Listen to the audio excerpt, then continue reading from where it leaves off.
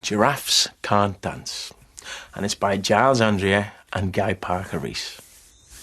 Gerald was a tall giraffe whose neck was long and slim, but his knees were awfully bandy and his legs were rather thin.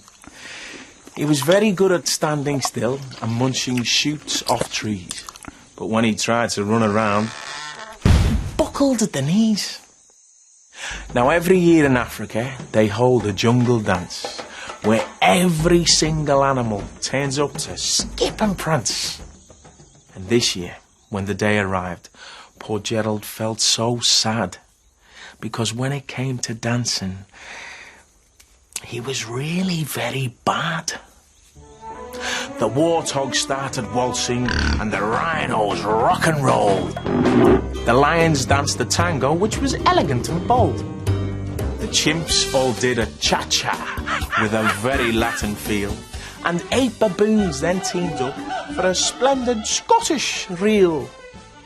Gerald swallowed bravely as he walked towards the floor, but the lions saw him coming and they soon began to roar. "Hey, look at clumsy Gerald!" The animals all laughed. "Giraffes can't dance, you silly fool! Oh, Gerald, don't be daft!" Gerald simply froze up. He was rooted to the spot. "They're right," he thought. "I'm useless. Oh, I feel like such a clot." So he crept off from the dance floor and he started walking home. He'd never felt so sad before. So sad and so alone. Then he found a little clearing and he looked up at the sky. "The moon can be so beautiful," he whispered with a sigh. "Excuse me," coughed the cricket, who'd seen Gerald earlier on, "but sometimes when you're different, you just need a different song. Listen to the swaying grass and listen to the trees. To me, the sweetest music is those branches in the breeze. So imagine that lovely moon is playing just for you. Everything makes music if you really want it to." With that, the cricket smiled and picked up his violin. Then Gerald felt his body do the most amazing thing. His hooves had started shuffling, making circles on the ground. His neck was gently swaying and his tail was swishing round. He threw his arms out sideways and he swung them everywhere. Then he did a backward somersault and leapt up in the air.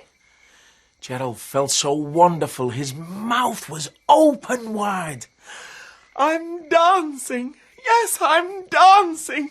I'm dancing," Gerald cried.